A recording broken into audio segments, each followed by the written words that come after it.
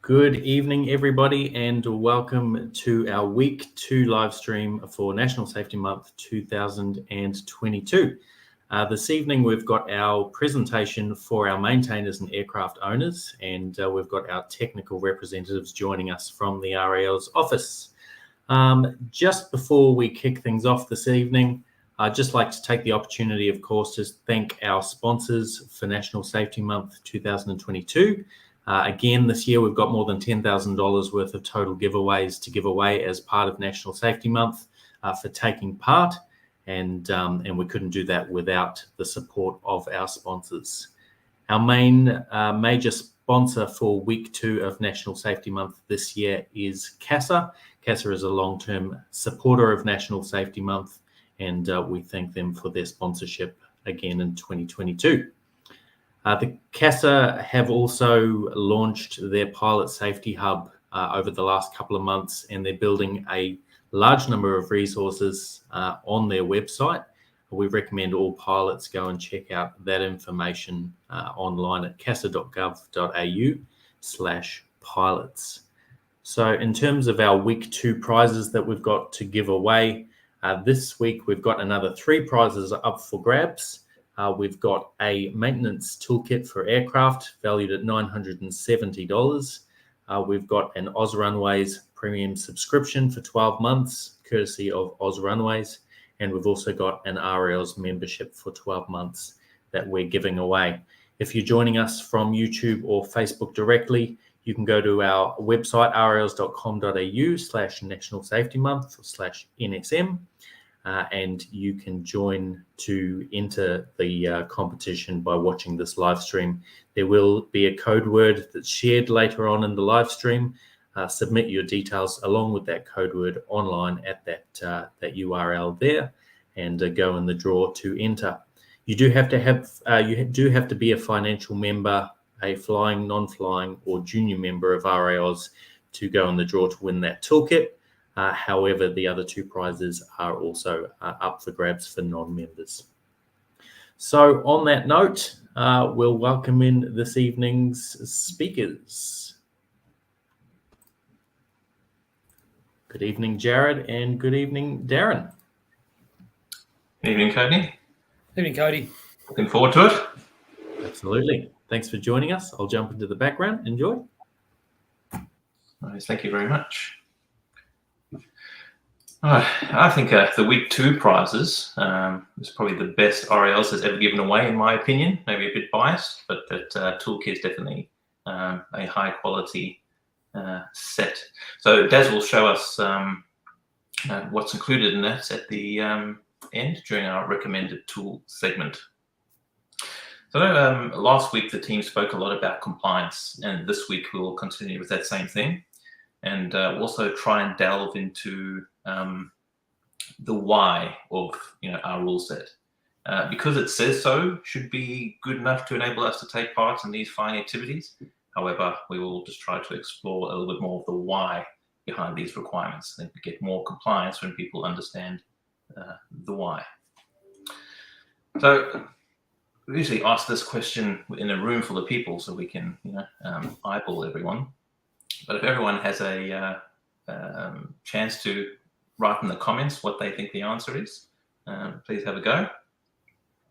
So who is responsible to ensure the aircraft is safe and complies with the regulations? So probably, should say actually, who is ultimately responsible to ensure the aircraft is safe and complies with the regulations? Because the pilot has responsibilities, the owner has responsibilities, the maintainer has responsibilities, the flying school, they have responsibilities as well.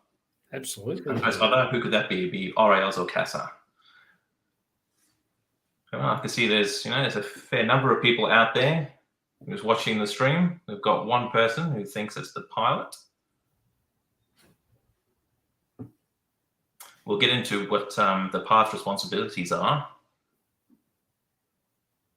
Those statistics were actually quite interesting that flashed up there on people's understanding of, who is the person that's, solely responsible for the ongoing airworthiness and maintenance of the aircraft. It's always quite a surprising. It is. I think maybe it's a bit of a trick question, isn't it? Yeah, it very much is. It's who is responsible for ensuring that the maintenance is carried out as and when it falls due, and for service bulletins and all that. That's ultimately complying with the regulations, isn't it? So the answer to the question is B, right? It is the owner of the aircraft. Because if you take your aircraft to the maintainer, when maintenance is due, 50 hourly, 100 hourly, and you just drop the keys off, gives it back, you pay your bill, and you don't have any engagement in it. When there is a problem, who is RAAus or who is CASA going to contact? It's going to be the owner of the aircraft.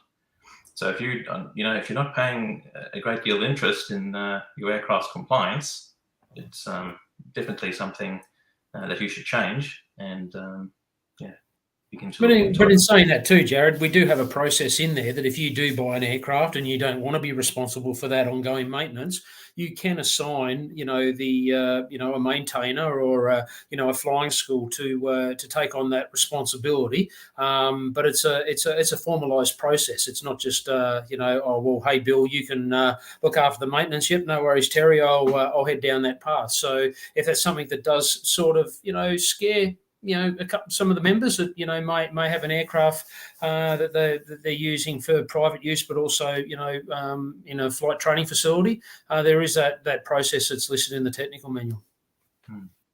So see, we've had a lot of responses there as being the pilot. So let's have a look at what the pilot's responsibility is. So the technical manual states that the pilot in command must ensure before flight that the aircraft to be operated is currently registered with RAAus and is airworthy. So how does the pilot do that? How to confirm the aircraft is registered and airworthy, and especially since RAAus does not provide the registration cards anymore. Right, so it was during probably the first lockdown in 2020 that we stopped sending out the registration cards. And the purpose of the registration card was to identify that the aircraft is registered, of course, and when that registration period expires. But today, we have multiple methods to confirm and advise on the registration status, which is 4 reminders programmed into our database to be sent by email and text message. There's access to the member portal to check it. There's a member app. There's a public website registration search, which doesn't give any other information other than make, model, serial number, and registration status. And of course, there is the registration certificate. Correct. Yep. Now, go ahead, Dad. No. It's just I think that another reminder to members too is that you keep on top of your mobile and your email details to RAAus, so you can keep up to date with your reminders. We find a lot that does happen where people will change a number or change an email and then miss out on this. So keep on top of that. Yeah, great point. Okay, fortunately for RAAus, we have a high on-time renewal rate due to the reasons we've just explained. Our non-renewal rate past or post 30 days after expiry is very low, and perhaps the penalty of 2 years imprisonment for operating unregistered aircraft is a rather great incentive, which may have something to do with it, and the insurance coverage benefits as well of operating a registered aircraft.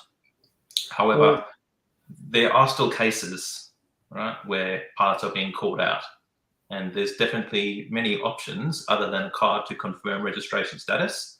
And a further solution is the hours of maintenance records. So let's have a look into that, about how that can help us further.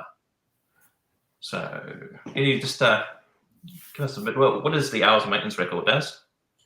Well, we put it together. It's a document which allows owners to keep hours, landings, oil uptakes, key maintenance intervals, associated with the aircraft, at times that are due. So 25, 50, 7,500 hourly. So it's a physical, document that it's in your aircraft. It's there. It's, every time you do your daily inspection and before you blast off, it provides you with a level of relevant information there and then for that particular aircraft.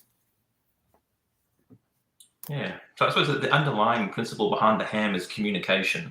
It's a formalised way that pilots, owners, operators, and maintainers can communicate about the airworthiness of an aircraft, and it's also to communicate with the future you. So there is a thinking that because a lot of our members are the owner, pilot, and the maintainer. So if you're the only person flying and maintaining the aircraft, that you will remember everything that's required to be completed. And I know my memory is quite good, but I know that my memory is not getting better every year that I get older. That's for sure. Already there. Yeah, and it's got the expiry date of the registration. It's clearly smack bang on the front of that document. So it's a big reminder. You jump in the aircraft, you check a couple of points. Okay, I'm good to go. Yeah. So is it mandatory to use this document? Absolutely not. There's if you have another document, or you have something that you've made up yourself, or you might have your aircraft maintained by a Part 66 license holder, a LAMI, that issues you with a CASA type document, the maintenance release, they're all acceptable means. So you don't have to use the HAM if you choose not to do it. Okay. And so why has RAAus introduced the HAM? Well, unfortunately, over the years, and in my involvement, we've done some auditing over the fleet, and unfortunately, there's a high level of non-compliance associated with the recording of maintenance and requirements. A lot of people would write something down on a little note, and they may lose that note. It's part of the requirements to operate, under RAAus's schedule, that you record hours and landings. The document that's been produced to aid the members with meeting that compliance, and also keeping on top of that relevant information that they need to have. All right. So does the HAM replace the aircraft logbook? It's used in conjunction, with the aircraft logbook. Back in the day, before, I think back in the early 80s, with the organisation, it actually mentioned that in the logbook you were to keep, date and hours flown. So that is an extract there from the very, very, very first original tech manual, 1983. And over time, we look at putting all that data and keeping that in the aircraft can create an issue. If the aircraft, you had a fire, brake caught fire and you jumped out, or something happened with the aircraft or whatever else, you lose that history and that knowledge associated with that aircraft. So by separating the relevancy, to your day-to-day operations and the history of the aircraft separately, that's how the HAM has come to be. Yeah, I know we've spoken to many members who had been confused about how the HAM fits in with the aircraft logbook. And many logbooks that we had reviewed had recorded everything all in one, including their pilot logbook. And it wasn't only until finding this in the early technical manual, where it says there, so you had 1A, date and hours flown, that it really made sense. Like, oh, that's where that came from. But yeah, as you mentioned, the maintenance logbook should not be kept in the aircraft for risk of being damaged and destroyed. Right? As well as a maintenance record, which does also have many other functions to it. So I got a question here, Jared. We've got a question that's been, as an aircraft owner maintainer, can I assign maintenance tasks and responsibility to another family member who is also an L1? We do have, I think it is Tech Form 003, which allows someone to nominate a maintenance controller. Yes. So in that answer would be yes.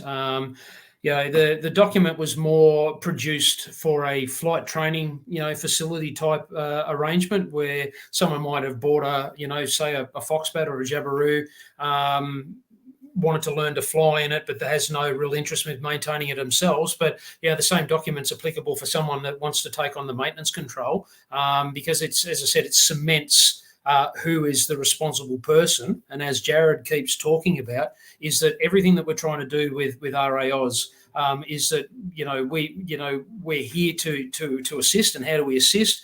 We provide training, and how do we provide the training and the understanding? It's through good communication. So having that document there provides people with that knowledge of who is that responsible person. So if an audit was conducted, there's people don't have the ability to say, oh, I thought Bill was doing it. No, Ted, you were doing it. The document highlights who is the person responsible. So I'll go on to another question here, Jared. We have one here from Stan. G'day, Stan. How is RAAus dealing with owners who have moved from paper to electronic aircraft records? Well, I think it's the technical manual states what is required to be recorded, and we'll get into that further down the presentation when we look at the logbooks. But provided that everything is covered, it's a great alternative. Absolutely. Okay, question from Graham. Jared, can an RAAus registered aircraft use a ham or a maintenance release? So I think we just covered off on that one, Graham, but I'll just reiterate that one since I grabbed your message. A ham can be used, a maintenance release can be used. If you have your own version of this used, I've even seen some of our members use the little logbooks that you keep for taxation purposes, to record kilometres. I've actually seen members use that for recording their hours and landings. I've even seen the little Spirex notepads. As long as you have some sort of process that over a 12-month period you record your hours and landings, it's entirely up to you on what you use. So the ham has a benefit over and above the maintenance release. The question there. So what are the benefits to using the ham? Well, the ham, has replaced the need for the aircraft card. So the registration card that the organisation used to send out, I think approximately, $15,000, $20,000 worth of, funds each year was sent out to, was used in that for members to have that card. We do have some members that, are still quite upset and miffed the fact that we don't have those cards. I suppose it's a bit like I'm based in Victoria and Vic Roads don't send you out a rego certificate. So a lot of people have been caught not paying their rego. As Jared previously said, we send out a number of reminders. We're not Vic Roads, we're not CASA, we're not the police. We do everything within our powers over an extended period of time to make you aware that your renewal is coming up. And the ham having that little section in the middle of it that talks about, it remains valid until, so you can fill that in yourself. If you download it, that information can be propagated off the website. It is, one of the another member benefit that, self-administering organisation, we're standardising how we do with what we do with the ability to record, your information. Yeah, we do. Our membership enjoy the best conditions of any self-administering aviation organisation in the world. And by standardising the way operational maintenance activities are recorded and tracked, RAAus can maintain its suite of privileges and lobby to increase them. So as I said, one of the biggest benefits of using the ham is that you can download it in the member portal. Yep. When you do it, it automatically pre-fills your make model information and the registration expiry. And you can print it off. So if you're, we see some members that post COVID are cranking out some pretty serious hours in their little recreational aircraft. People will come back and say, well, what do I do if I fill it out? Well, simply you go back, you print off another copy, and you continue filling it, and you put page 2 of 2 or 3 of 3, and just add that into your however you POH or how you keep your notes secure in your aircraft. No, Daz, I think you and I have both had conversations with members who are concerned about using a maintenance release or using the ham because of that defect module that's in there, so major and minor defects, right? Because they have the belief that that's, filling that out is going to ground their aircraft. Yeah, so, well, it's probably, again, a lack of understanding, about that. Someone may have had a bad experience in the past. We have defined in the technical manual what is a minor modification. Well, it's anything that's not major. So usually anything that's not major is something that affects a primary flight control, or affects the ongoing airworthiness and continuous safety of flight. So how you look at what you deem as a minor mod. So a scenario could be is you fly from point A to Unamakanka. You get out there and you notice that there's a screw missing out of an inspection panel. You don't have another screw in there. All the other screws around that area are still secure. It's not posing any risk to flight. Are you safe to fly back? Well, it's a minor mod, so of course you are. But on the other hand, if you flew out to Unamakanka and you found that the engine mount had a crack in it, and then whilst you're doing something along those lines, you find something else, you write those points down because, as the registered operator, you're responsible for the ongoing airworthiness, and the ham is really just is a tool to use to record that information. The circumstances might change. You might write something down and forget that that needs to be done. The next day before you turn up before a flight, you look at it and you go, oh, that's right, I've got to do that. So again, we don't request the ham in normal RAAus process. Maybe if an audit is conducted, it might be requested, but the information is there as for you as a prompt, instead of writing it down on a piece of paper, throwing it in the skyrocket and forgetting about it.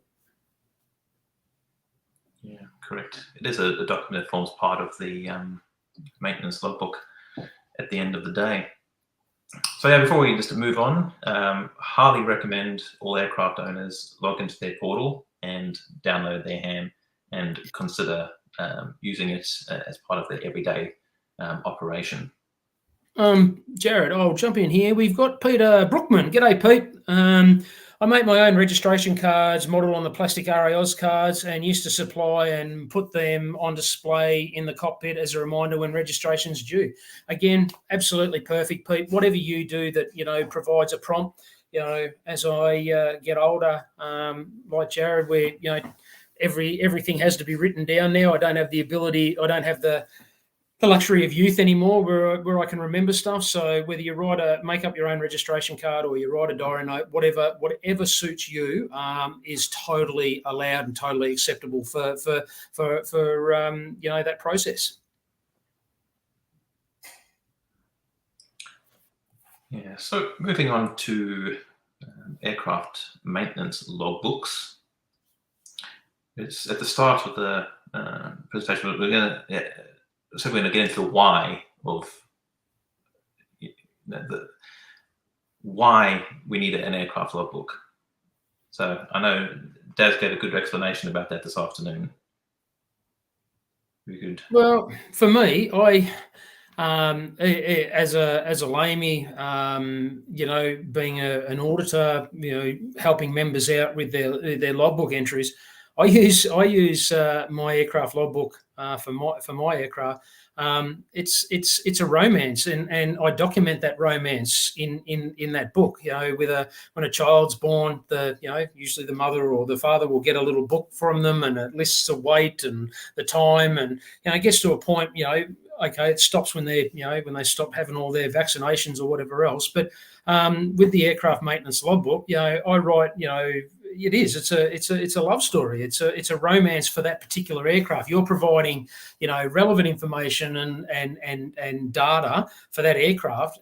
And remember, in your lifetime, when that aircraft moves on, you're writing a story for another person that you may never ever meet, or you might be writing something in there for a grandson or a great grandson. So the reason for the logbook is exactly that. You don't want to fill up a ham or whatever you use with all the information, but with the logbook, that's where you put it all in. And there's no right and fast rule on what you can and can't put into a logbook. If you want to write a 3-page story, write a 3-page story. If that covers off on what you've done to your aircraft, list that in there. It adds to the value of the aircraft. It helps people show that the aircraft's been appropriately maintained. It also adds an substantial amount of funds when you go to sell your aircraft. If you can show that the engine's been overhauled at this stage, or when you've done your oil uplifts, we see a lot of great logbooks come in. But as I always say to Jared, geez, our aircraft must be great because they don't use oil and they don't use spark plugs and they don't use filters, because none of that information is there. People will simply put a line in from the previous, and it may be because of a lack of understanding or a lack of knowledge, but 100 hourly carried out or annual inspection carried out, and that's it. There's one line in the logbook. There's nothing else in there. So that also raises a concern, because what are they doing during that maintenance period? Yeah, well, having a logbook definitely provides proof of compliance with RAAus requirements and the Civil Aviation Regulation. It definitely enhances the value of your aircraft using accurate and easy to read records. Section 12.5 of the Technical Manual requires that those sections are available. And so you must have an identification specification page, right, which is able to confirm to anyone who's looking at the aircraft that this is the aircraft that they're looking at. It is the make, model, serial number. This is the engine that has serial number, propeller, serial number. And also it makes it easier when you're trying to order parts. And the bulk of the logbook is the maintenance record pages. There's a modification record. So it used to have propeller A, now it has propeller B. Summary of MPW changes. So when you are changing the propeller or changing wheels, anything that's going to change the weight, you can record it there. And then there's that last point is airworthiness directives and service bulletins. It is definitely a large area of non-compliance where we see the service bulletins are recorded in the body. So they're recorded in the maintenance record pages. If the aircraft's 10 years old, that's a lot of records to go through to try and confirm what service bulletins have or have not been recorded. So having a listing of all the bulletins that are complied with, and even those that are not applicable, you're able to record why it wasn't applicable. So either by hours or by serial number, etc. So by having the aircraft maintenance logbook that you can purchase from RAAus in the shop, it has all of those required sections to be compliant with the technical manual. Yeah, a lot of members will need to, what we're starting to see in the part of, in my workspace is with our merit process, and with our technical manual process, a lot of people are reactivating or having a lot of the earlier model thrusters and drifters and bantams and the early gazelles, and a lot of that data's lost. If that's the case and you do purchase one of those aircraft, don't be daunted by the fact that what might be there may be very, very lax. We can always, RAAus does have a backup of information that's been provided over the history of that aircraft, and we're quite happy to work with those members if they want to bring the aircraft up, if we've got that data, of course, to an acceptable level. Or in some cases, it may have been lost, with the recent floods up in Lismore and now all over the bloody country, if maintenance records get lost, unlike CASA, where if an aircraft loses a logbook, it's pretty much scratched scrap metal. RAAus doesn't adopt that approach. We'll work with the members to generate a new set of logbooks and draw a line in the sand moving forward. So take your time, take a breath, relax, and we're here to help with that compliance. Yeah, I think this section here, Daz, you help write for the manual. I think with a lot of logbooks that we get to review, the real common statement is completed 50 hourly, completed 100 hourly, or completed annual. There's very little other description available. But, absolutely. There's so much information missing all the time when we do it. So, a vast majority of my calls during the day are members ring up asking questions. And the first question I ask is, have you read the tech manual? And they go, what? So in the tech manual, there is this section that we've put together. So if you want to do, someone asked before about electronic, and say you want to keep your records, uploaded to the cloud, we have a section in the tech manual 12.5 where we have all these pre-written logbook statements, which is there for your benefit. Cut and paste, put that in. If you decide that you want to keep a hard copy, you can still cut, paste, spell check, fill in your own relevant information. Then you can print that off and glue that into your logbook, and that still constitutes what they call a loose leaf entry. So you're totally legal to do that. And we put a number of bits and pieces there. So change the wording, but at least this way it provides. You refer to your maintenance manual or the system of maintenance from the manufacturer, and you can put in there, in this particular aircraft, 8 new correctly gapped NGK D9E spark plugs fitted. So if the system of maintenance was lost, a person can at least go back and go, oh, this one's got this. Okay, this was done. If you, I would take it one step further and put, where you purchased them from. If you purchased them from the aircraft manufacturer, and this is this love story that I said before, that you go into details of where you got the item from. Did it come with a release note? Did the manufacturer provide you with a document or a receipt to show proof of sale? All that information going into your logbook only increases the value and the compliance that as we showed before back in 1984, it has been a mandated requirement. It just seems to have, slipped a little bit sideways. Yeah. So 12.5, it's a great resource, and there is also a logbook resource in the RAAus section of our website. Yep. All right, so let's move on to our next segment about undercarriage failure. Something that is seen actually very rarely entered into the aircraft maintenance logbook is a heavy landing inspection, and yet it's a very common occurrence due to the lightweight nature of ultralight aircraft. So, what's your definition of a heavy landing?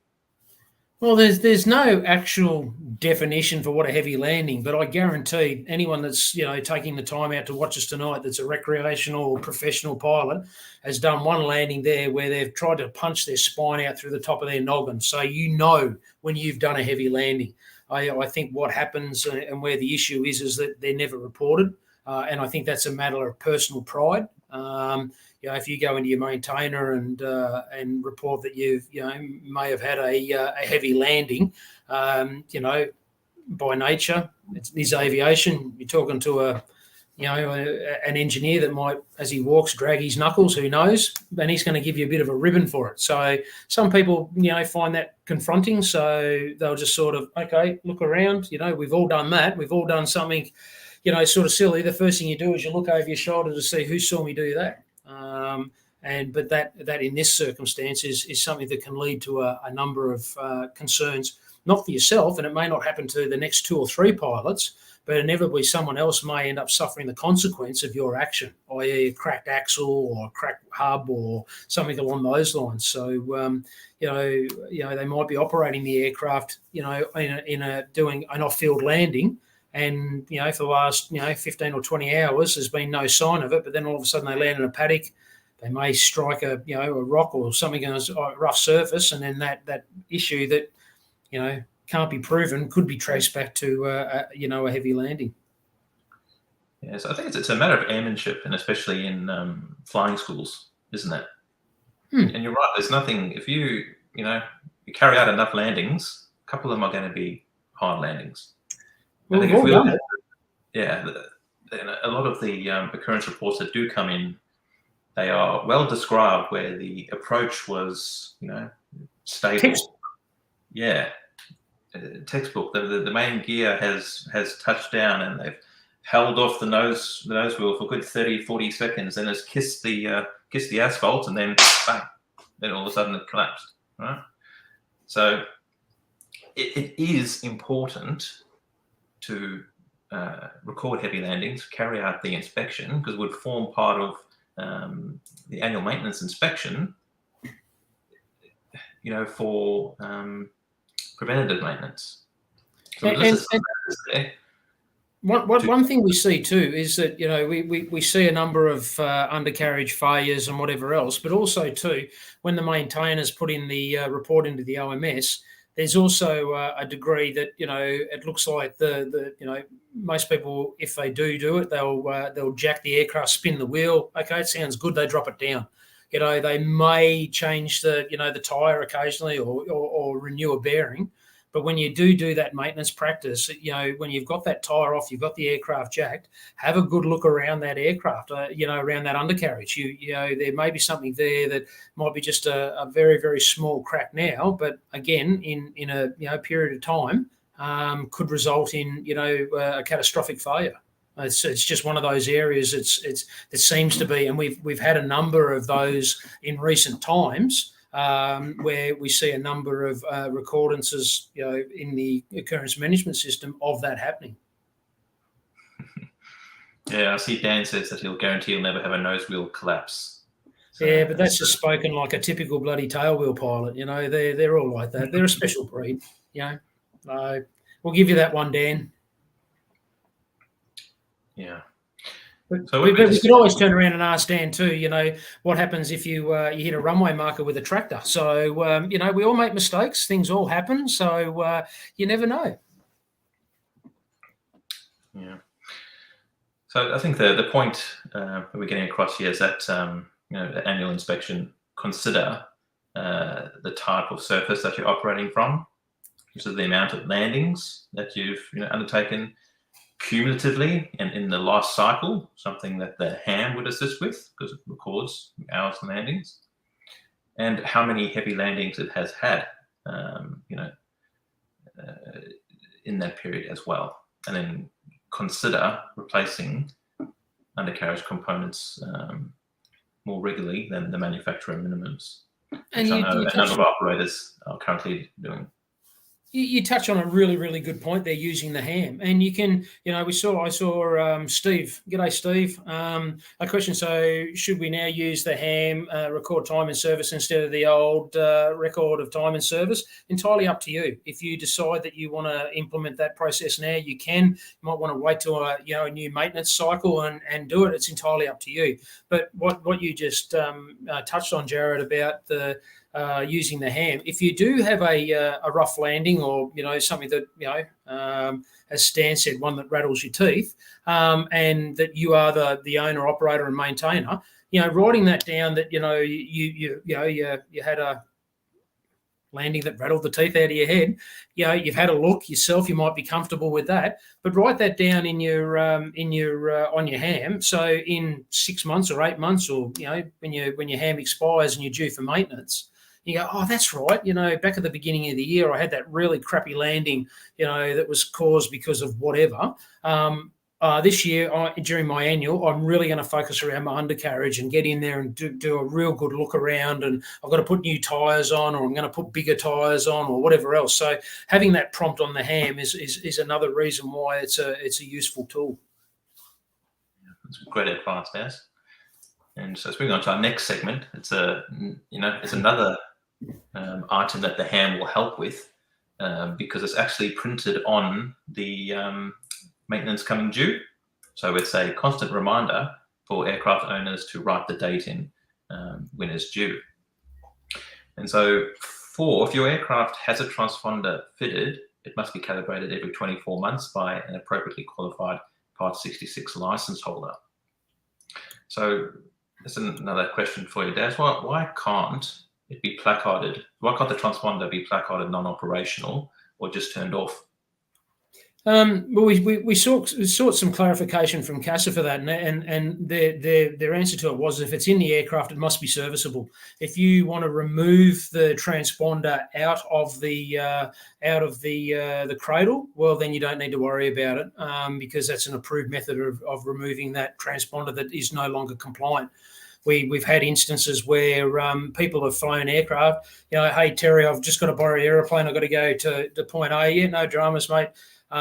Or people haven't calibrated their transponders properly. And we had an instance, where we've had an aircraft that was heading up Victor 1.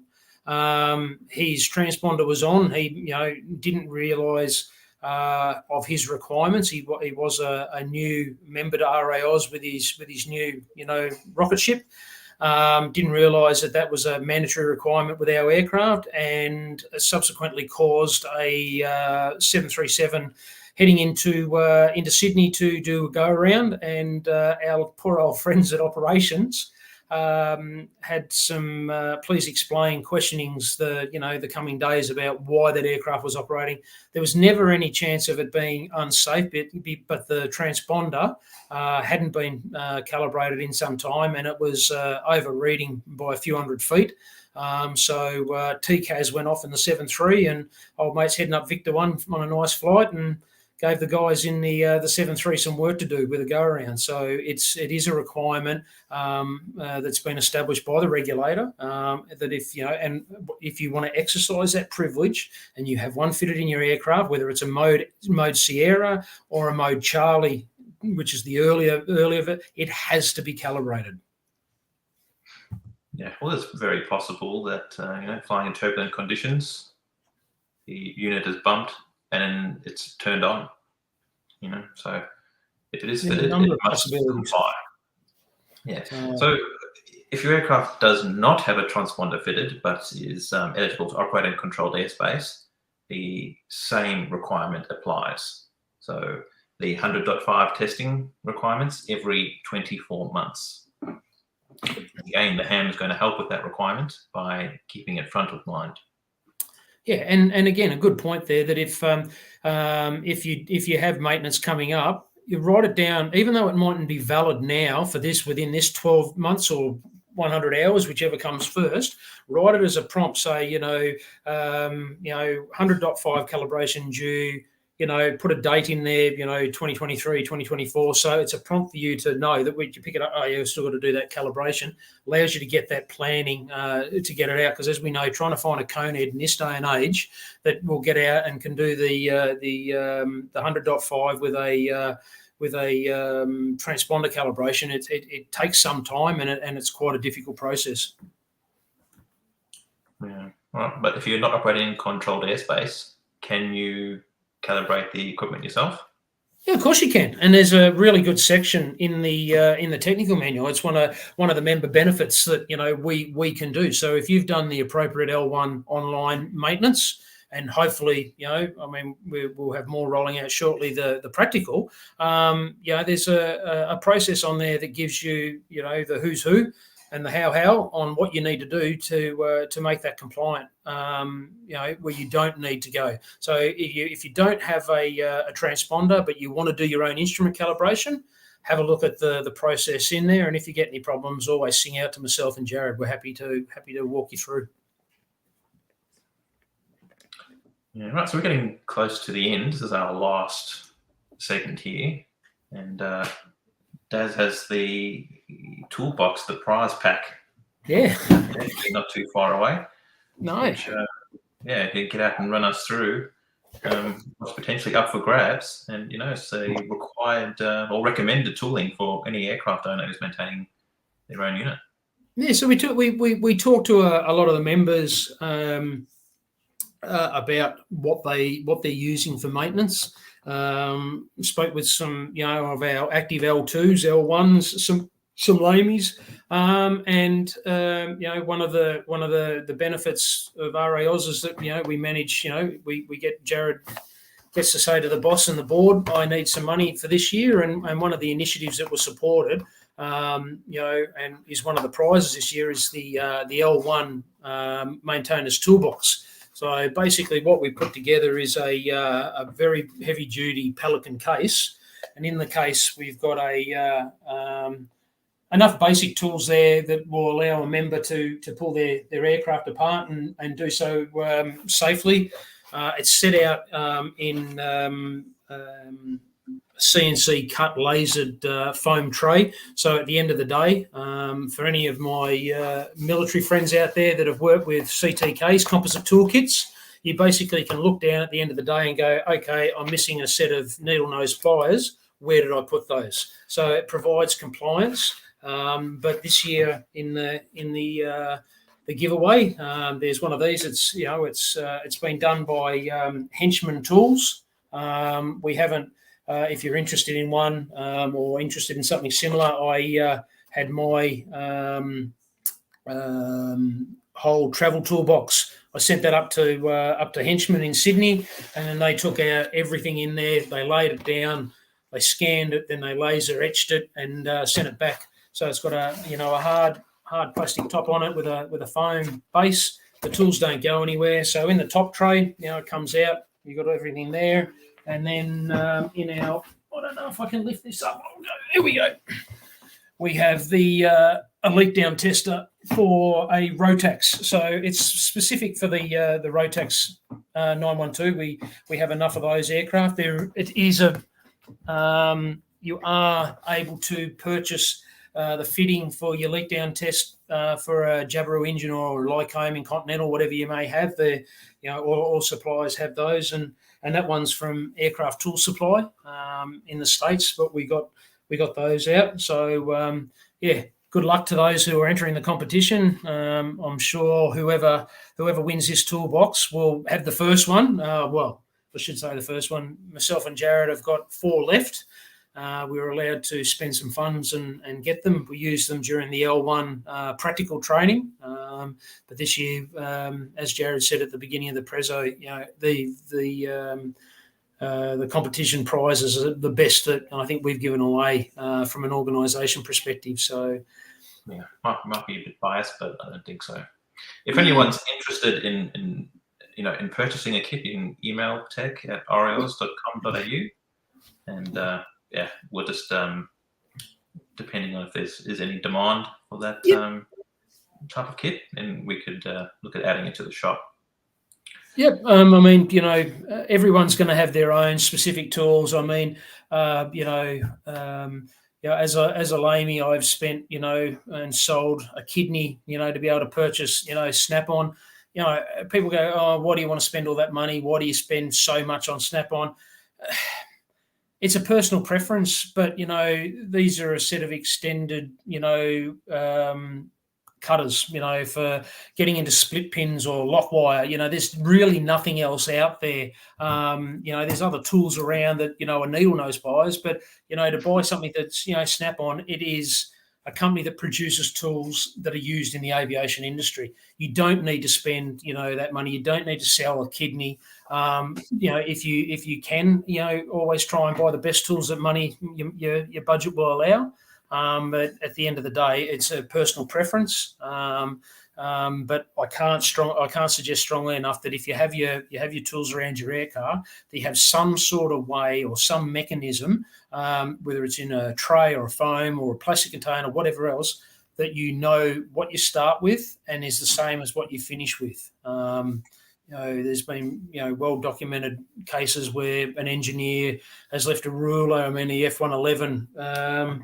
At one stage there was taken out by a 6-inch steel rule because an engineer had his own stuck on the inside, and it got when it fell out of his pocket, it fell down into the throttle, and then when they come to back to idle power, they couldn't do it because of the normalisation of deviance. It had dropped into that slot and they couldn't reduce power. So not that we have to worry about F111s and whatever else, but a tool left in a Foxbat or a Jabby or a Vixen or a Bristol, any one of those aircraft, could lock a primary flight control, and we certainly don't want that to ever happen. All right, so we are at the end here. We'll just follow up on the questions. There was that one from Steve Riley. Yep, and I think Code's answered that one there, Jared. So he's given. Hi, Steve. The link to the National Safety Month Week 2 and how we can enter the code. And there's the code word up there now. It's what we've talked about tonight. If you don't know what that is by now, well, give us a call tomorrow and we'll take you through the process yet again. And there was one from Mel Bruce saying, RMS sends a reminder text to your phone in New South Wales. Is RAAus system capable of SMS reminder? Yes, we do. And we do send out SMS reminders as well. So it's as Daz mentioned earlier on, when you can log into your member portal and just ensure that all your details, your postal address, email address, and mobile number, all up to date. Absolutely. No, if you've got a question out there, okay, we've done our preso. If you've got something tech related before we go, sing out. Again, thanks to our incredible sponsors for getting behind us and supporting with this. I certainly will be very jealous of that who wins our henchman owner maintainer toolbox. I mean, it is a good foundation for anyone that has tools or whatever else. I'm sure that whoever gets that will be very, very impressed. But again, a big shout out to Henchmen. They've been a really, really good support with some of the little projects that we've done around toolboxes and toolkits. So Oh, here we go. Brian. Hey, Brian. If entering CTA, does the fuel gauge calibration need to be done by a LAMI or just instruments and transponder? Okay, Brian, if you have a look at the requirements in the technical manual around your calibration, it actually says in those requirements that you are allowed to do yourself. One of the calibrations checks there is the fuel gauge. So, it's up to you to work out a way on how you calibrate it, whether you drain the fuel and measure it, or you take the gauge out and check it against another known value. Or if you're unsure, by all means, contact a LAMI and get them to work with you. But it is one of those mandatory maintenance requirements around 100.5 compliance, but it is something that you can do yourself.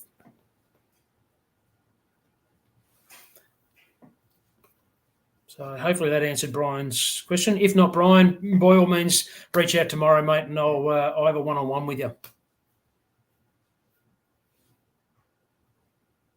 All right. Any more questions? Yeah. Going. I think that's it. We're out of here. Coffee o'clock. All right. Well, we've got a trailer coming up, so we're going to Absolutely. say that. Watch that. I love watching that trailer. Absolutely. We'll play that in just a second. But for those who did miss out, or for those who are joining us directly on YouTube or on Facebook, you can go to our National Safety Month website, raals.com.au/NSM, go to the Week 2 content and this live stream, and you can enter that prize draw with that code word, which is HAM from tonight's content, to go on the draw to win that toolkit. An Oz Runaways premium subscription or an RAAus membership are our prizes for Week 2. Of course, we've got a prize draw, a separate set of prize draws every week across October. So tune in every Thursday for more of these live streams, and keep an eye on your e-news for more content. Thanks, of course, to our tech team, Jared and Daz, for joining us this evening. Some really great content there, and some really important elements as well. So just touching back on some of those key points, obviously there's that importance to make sure that your aircraft is compliant prior to each and every flight.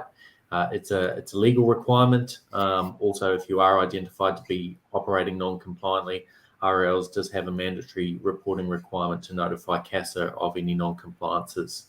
To aid in that, of course, though, you can download that HAM, or the hours and maintenance record, which should keep you in track. You can review that prior to flight, all of the details there to ensure that your registration and your maintenance is up to date prior to each and every flight.